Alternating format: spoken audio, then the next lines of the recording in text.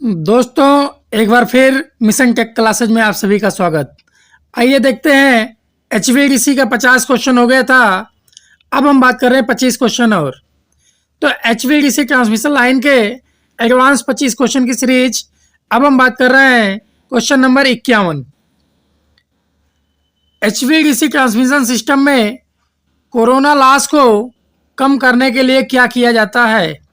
Line voltage को कम किया जाता है, लाइन को अधिक ऊंचाई पर इंस्टॉल किया जाता है, स्मूथ कंडक्टर या बंडल कंडक्टर का उपयोग किया जाता है, कन्वर्टर स्टेशन में एडिशनल फिल्टर जोड़े जाते हैं। तो ऑप्शन नंबर सी सही है आपका।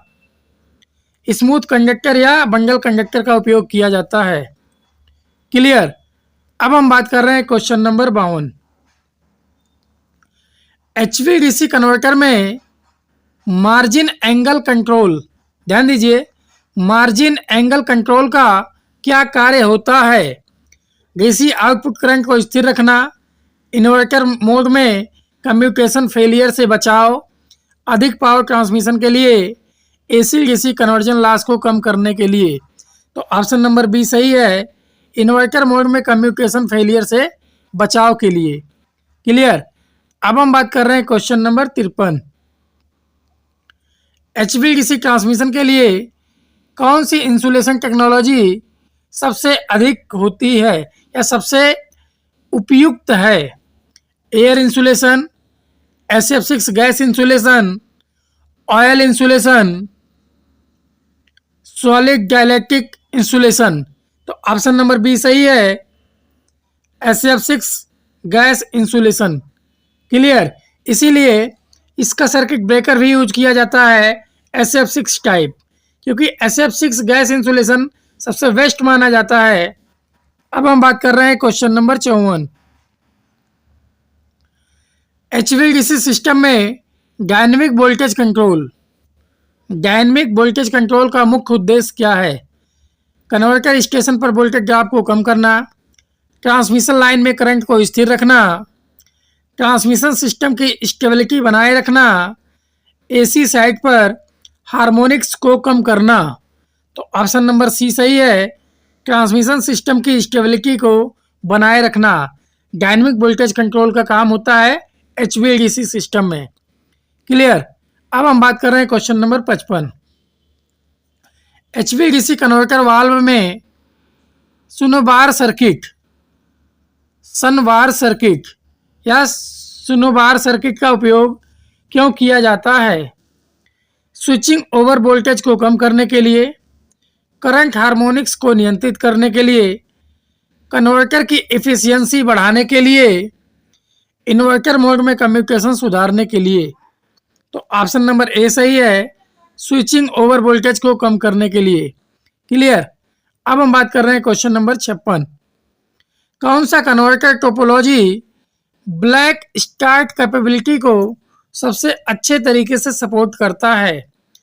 Line commutated converter, voltage source converter, current source converter, phase controlled converter. तो ऑप्शन नंबर बी सही है, वोल्टेज सोर्स कन्वर्टर यानी कि BSC। क्लियर। अब हम बात कर रहे हैं क्वेश्चन नंबर 57। कौन सा करंट चापिंग इफेक्ट को कम करने में सहायक होता है? कौन सा इफेक्ट? चापिंग इफेक्ट। क्लियर। करंट का जो चापिंग इफेक्ट है उसको कम करने में के लिए कौन सा सहायक होता है? Bypass diode, RC snubber circuit, अतिरिक्त फायरिंग एंगल, हार्मोनिक फिल्टर। तो ऑप्शन नंबर बी सही है, RC snubber circuit. Clear. RC snubber circuit. अब हम बात कर रहे हैं question number 58। Voltage control mode और पावर कंट्रोल मोड में मुख्य अंतर क्या है? वोल्टेज कंट्रोल मोड में सिस्टम वोल्टेज स्थिर रहता है, जबकि पावर कंट्रोल मोड में ट्रांसमिटेड पावर स्थिर रहती है। वोल्टेज कंट्रोल मोड केवल LCC कन्वर्टर में संभव है। वोल्टेज कंट्रोल मोड केवल मल्टी टर्मिनल एचवीडीसी सिस्टम में उपयोग होता है। दोनों मोड में कोई अंतर नहीं होता। तो ऑप्शन नंबर ए सही है, वोल्टेज कंट्रोल मोड में सिस्टम वोल्टेज स्थिर रहता है, जबकि पावर कंट्रोल मोड में ट्रांसमिटेड पावर स्थिर रहती है। क्लियर। अब हम बात कर रहे हैं क्वेश्चन नंबर 59। एचवीडीसी ट्रांसमिशन के दौरान डीसी लाइन फॉल्ट को कैसे हैंडल किया जाता है? कन्वर्टर को तुरंत ट्रिप किया जाता है। डीसी फॉल्ट क्लियर करने के लिए फास्ट डीसी सर्किट ब्रेकर का उपयोग किया जाता है। एसी सिस्टम में फॉल्ट करंट डाइवर्ट किया जाता है। फॉल्ट को डीसी ग्राउंडिंग सिस्टम से में डंप किया जाता है। तो ऑप्शन नंबर बी सही है। डीसी फॉल्ट क्लियर करने के लिए फास्ट डीसी सर्किट ब्रेकर का उपयोग किया जाता है। अब हम बात कर रहे हैं क्वेश्चन नंबर 60। दोस्तों वीडियो को स्किप मत करिएगा, बहुत ही इंपॉर्टेंट है। Metal oxide surge arrester MOSA HVDC system में क्यों लगाया जाता है? स्विचिंग और लाइटनिंग सर्ज से सुरक्षा के लिए, पावर फैक्टर सुधारने के लिए, वोल्टेज रेगुलेशन के लिए, ट्रांसमिशन लाइन की कैपेसिटेंस कम करने के लिए। तो ऑप्शन नंबर ए सही है। स्विचिंग और लाइटनिंग सर्ज के से सुरक्षा के लिए। क्लियर। अब हम बात कर रहे हैं क्वेश्चन नंबर 61। HVDC ट्रांसमिशन में क्रॉस वाइंडिंग तकनीक का उपयोग क्यों किया जाता है? लाइन लॉस को कम करने के लिए, ग्राउंड करंट को संतुलित करने के लिए, कन्वर्टर वाल्व के ओवर वोल्टेज को कम करने के लिए, हार्मोनिक्स को कम करने के लिए। तो ऑप्शन नंबर बी सही है। ग्राउंड करंट को संतुलित करने के लिए क्रॉस वाइंडिंग यूज किया जाता है HVDC ट्रांसमिशन लाइन में। क्लियर। अब हम बात कर रहे हैं क्वेश्चन नंबर 62। HVDC सिस्टम में फॉल्ट राइट थ्रो कैपेबिलिटी क्यों आवश्यक होती है? डीसी सिस्टम की स्थिरता बनाए रखने के लिए, एसी नेटवर्क में हार्मोनिक्स को नियंत्रित करने के लिए, कन्वर्टर स्टेशन के सर्किट ब्रेकर को सुरक्षित करने के लिए, वोल्टेज स्विंग को कम करने के लिए। तो ऑप्शन नंबर ए सही है। डीसी सिस्टम की स्थिरता बनाए रखने के लिए। क्लियर। अब हम बात कर रहे हैं question number 63। HVDC transmission system में टैपिंग करना कठिन क्यों होता है? डीसी सिस्टम में फ्रीक्वेंसी नहीं होती, डीसी पावर को कन्वर्ट करने के लिए जटिलता होती है या जटिल है, कन्वर्टर स्टेशन की उच्च लागत होती है, लाइन लॉस अधिक होता है। तो ऑप्शन नंबर बी सही है। डीसी पावर को कन्वर्ट करने की जटिलता, इसी वजह से टेपिंग करना कठिन होती है। अब हम बात कर रहे हैं क्वेश्चन नंबर 64। कौन सा HVDC कन्वर्टर में फोर्स्ड कम्युनिकेशन का उपयोग करता है? Line communicated converter, voltage source converter, cyclo converter, matrix converter. तो ऑप्शन नंबर बी सही है। BSC voltage source converter. Clear. अब हम बात कर रहे हैं क्वेश्चन नंबर 65। HVDC ट्रांसमिशन में करंट चॉपिंग प्रभाव किस स्थिति में अधिक देखा जाता है या देखा जा सकता है? जब कन्वर्टर का फायरिंग एंगल अधिक होता है, जब डीसी करंट बहुत कम होता है, जब ट्रांसमिशन लाइन लंबी होती है, जब एसी फ्रीक्वेंसी अधिक होती है। तो ऑप्शन नंबर बी सही है। जब डीसी करंट बहुत कम होता है तब करंट चॉपिंग प्रभाव इस स्थिति में ज़्यादा देखा जा सकता है। क्लियर। अब हम बात कर रहे हैं question number 66। Voltage stiffness HVDC transmission में क्या इंगित करता है? ट्रांसमिशन लाइन का लो इम्पीडेंस, कन्वर्टर स्टेशन की स्टेबिलिटी, वोल्टेज रेगुलेशन की क्षमता, ग्राउंड करंट की प्रकृति। तो ऑप्शन नंबर सी सही है। वोल्टेज रेगुलेशन की क्षमता। क्लियर।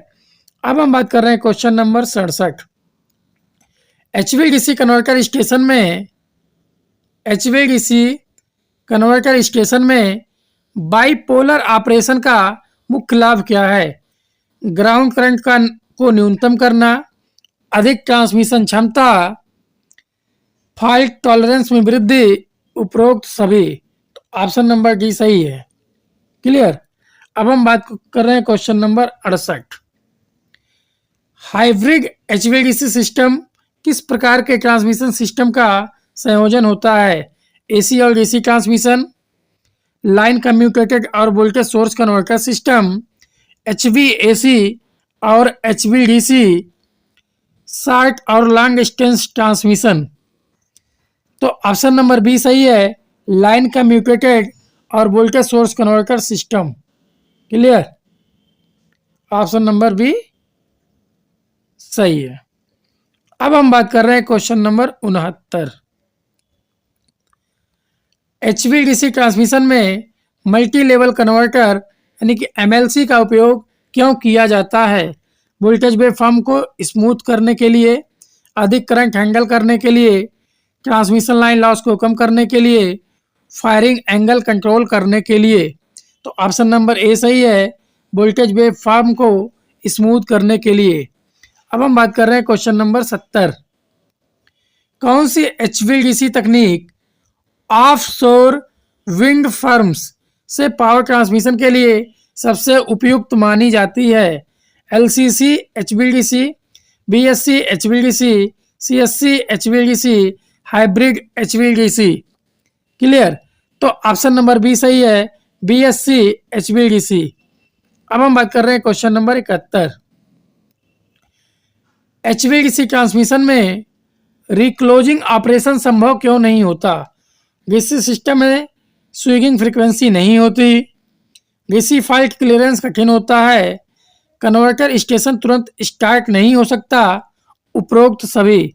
तो ऑप्शन नंबर डी सही है, रिक्लोजिंग ऑपरेशन संभव क्यों नहीं होता। तो ये तीनों ऑप्शन सही है, लेकिन यहाँ पे ऑप्शन नंबर डी सही है, उपरोक्त सभी। अब हम बात कर रहे हैं क्वेश्चन नंबर 72। HVDC कन्वर्टर के वाल्व अरेस्टर का मुख्य कार्य क्या है? थायरिस्टर को ओवर वोल्टेज से बचाना, कन्वर्टर स्टार्टअप प्रक्रिया को नियंत्रित करना, करंट हार्मोनिक्स को कम करना, इन्वर्टर मोड में फायरिंग एंगल सुधारना। तो ऑप्शन नंबर ए सही है, थायरिस्टर को ओवरलोड वोल्टेज से बचाना। क्लियर, तो ऑप्शन नंबर ए सही है, थायरिस्टर को ओवर वोल्टेज से बचाना। अब हम बात कर रहे हैं क्वेश्चन नंबर 73। ट्रांजिस्ट ओवर वोल्टेज से बचाने के लिए HVDC ट्रांसमिशन में कौन सा उपकरण सबसे प्रभावी है? Surge arrester, series capacitor, static VAR compensator, DC line reactors. तो ऑप्शन नंबर ए सही है, surge arrester. Clear, transient over voltage से बचाने के लिए HVDC ट्रांसमिशन में सर्ज अरेस्टर का उपयोग किया जाता है, यह सबसे प्रभावी होता है। अब हम बात कर रहे हैं क्वेश्चन नंबर 74। कौन सा fault line commutated HVDC system के लिए सबसे गंभीर होता है? DC line to ground fault, DC line to line fault, AC side short circuit, converter valve failure. तो ऑप्शन नंबर ए सही है, DC line to ground fault. ये लाइन कम्यूटेटेड HVDC सिस्टम के लिए सबसे गंभीर फॉल्ट होता है। क्लियर, अब हम बात कर रहे हैं क्वेश्चन नंबर 75। सब सिंक्रोनस ऑसिलेशन किस HVDC सिस्टम में अधिक होता है? LCC HVDC, BSC HVDC, CSC HVDC, back to back HVDC। तो ऑप्शन नंबर ए सही है, LCC HVDC। तो दोस्तों, ये वीडियो आपको अच्छा लगा हो तो चैनल को लाइक करें, सब्सक्राइब करें, शेयर करना ना भूलें और इससे एक एक नंबर इकट्ठा कर अपना सिलेक्शन सुनिश्चित करें। थैंक यू, धन्यवाद।